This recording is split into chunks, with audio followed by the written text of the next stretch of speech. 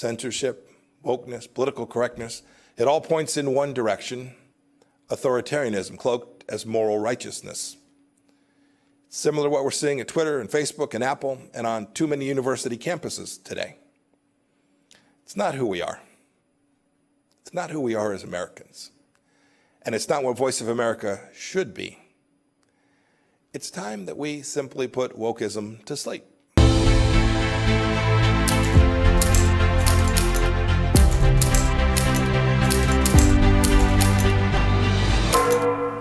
I've been following the work of Voice of America for decades. And as Bob just mentioned, I started my career as an Army officer, patrolling the Iron Curtain, freedom's frontier. In the 1980s, I couldn't cross into East Germany. I was serving in a little town called Binlock. West Germans couldn't cross either. But your broadcast, Voice of America broadcast, could. Millions of men and women whose names we'll never know listen to you, often at their own peril. Their governments dealt only in lies and propaganda, but VOA's listeners wanted the truth, and that's what you gave them. VOA's very first broadcast in 1942 that Bob referred to began with the Battle Hymn of the Republic, along with this pledge, quote, "The news may be good, the news may be bad, but we'll tell you the truth." I love that. I always told my son, I told the story before when he was growing up, I said, work hard, keep your faith, and tell the truth. He mostly followed my advice, and it has served him and many of you I know well. Your mandate here at Voice of America is unambiguous: to be accurate, objective, and comprehensive, and to represent America. The mission of USAGM is to inform, engage, and connect people around the world in support of freedom and democracy. That's because expanding freedom and democracy are what America has always been about. You're the voice of American exceptionalism. We should be proud of that. The world needs VOA's clarion call for freedom. Now more than ever, I hear it wherever I go. That's what I wanted to talk about today. I tell audiences about American exceptionalism wherever and whenever I can, because it's true and because it's important. America is good and great, and everyone who truly grabs our founding understands this. Michael and Bob have made studying this history their life's work. Many of you have made it your life's mission too.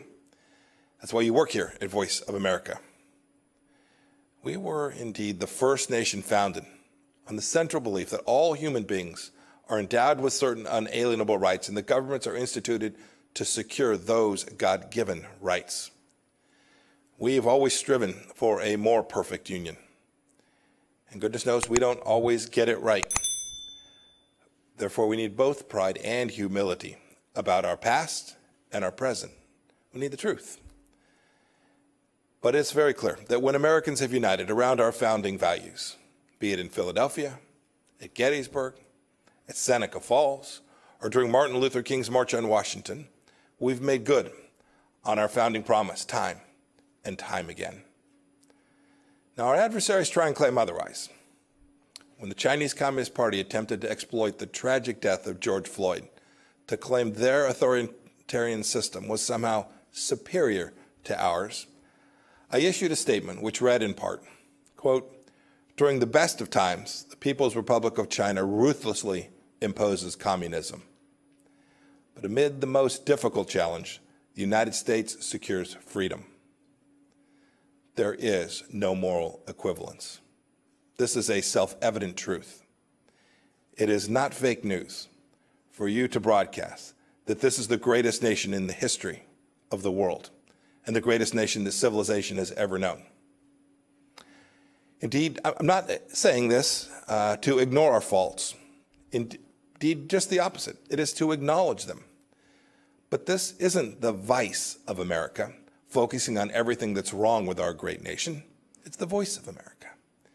It certainly isn't the place to give authoritarian regimes in Beijing or Tehran a platform. Your mission is to promote democracy, freedom, and American values all across the world.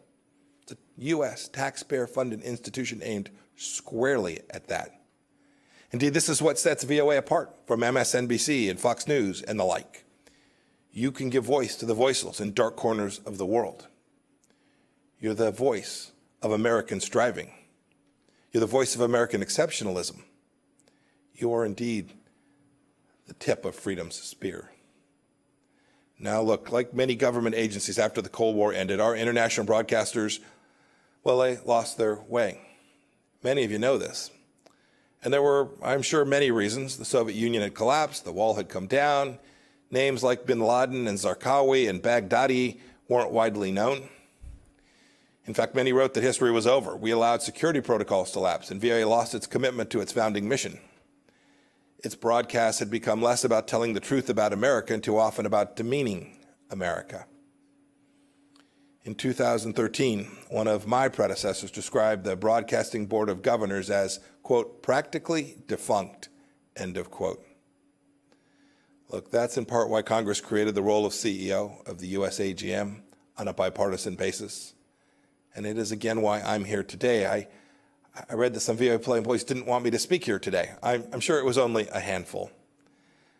They didn't want the voice of American diplomacy to be broadcast on the Voice of America. Think about that for just a moment. Look, we're all part of institutions with duties and responsibilities higher and bigger and more important than any one of us individually. But this kind of censorial instinct is dangerous. It's morally wrong. Indeed, it's against your statutory mandate here at VOA. Censorship, wokeness, political correctness, it all points in one direction: authoritarianism cloaked as moral righteousness. It's similar to what we're seeing at Twitter and Facebook and Apple and on too many university campuses today. It's not who we are. It's not who we are as Americans. And it's not what Voice of America should be. It's time that we simply put wokeism to sleep. And you can lead the way. You all know. That's why you came here. There's a new dawn here at Voice of America. The American public doesn't know this, but when Michael took office, some 1,500 employees, almost 40% of the workforce, had been improperly vetted, including many with high-level security clearances. VOA was rubber stamping J-1 visas for foreign nationals, including some from communist China. We shouldn't be doing that. We have plenty of Mandarin language speakers here in America, and we are building, growing, teaching, educating more committed patriots, some of Chinese American descent who are amazing people. The Trump administration team is working to fix these national security threats. We want to vet employees properly. We want to reorient VOA to its mission of truth and unbiased reporting. We want to depoliticize what takes place here. It's too important for the American people and for the world. Returning this organization to its charter and its charge to spread the message of freedom, democracy, and American exceptionalism. This isn't about politicizing these institutions. We're trying to take politics out. And that's a pretty good feature story for whoever wants to write it up. As Secretary of State, I'm telling you all of this because I want the best for the people here and for this organization, because you are vital to helping America shine light into the darkest places with the power that only America can muster. Governments like those in China, Iran, North Korea, they don't have the respect for the universal dignity of every human being in the way that America does. Indeed, that is what America was founded upon. Those regimes are anathema to everything that our nation stands for. We know that government exists to serve people. They believe that people exist to serve government. And VOA's work is vital. As I said before, you're the tip of freedom's spear. Every week, 278 million people listen to VOA in 47 languages. There are Iranians who are listening to you, wondering if they'll ever be able to shed their Islamic shackles. There are Moldovans and Ukrainians who want truthful reporting, not Russian disinformation and propaganda. There are Chinese citizens who are tired of a regime that's done nothing but brutalize them since 1949. There are Venezuelans who want to know the truth of the Maduro regime's corruption. There are oppressed people all over the globe who still turn to America for hope. Now, I know many of you, especially those of you overseas, continue and have done heroic work. Thank you. I want to commend VOA's Hong Kong reporting team, which faced political intimidation, harassment, and attacks, but still got the job done. My highest praise. Well done. You were behind the barricades of the freedom fighters telling their stories. You're upholding VOA's finest traditions and continuing to be the voice of American exceptionalism. I also want to pay tribute to members of the other radio services who are here and listening. The only Uyghur language news service in the world is run by RFA.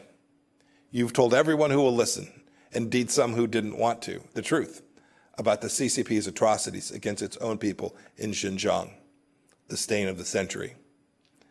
And you've done so despite the fact that the CCP has jailed the relatives of at least 6 RFA journalists in Xinjiang's internment camps and continues to threaten you and your families simply for doing your jobs. Your work takes courage.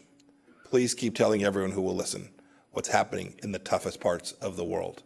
The world expects it, and America will be better off for it. I want to leave you with a quote that conveys why the VOA's mission is so critical before I take some questions from Bob.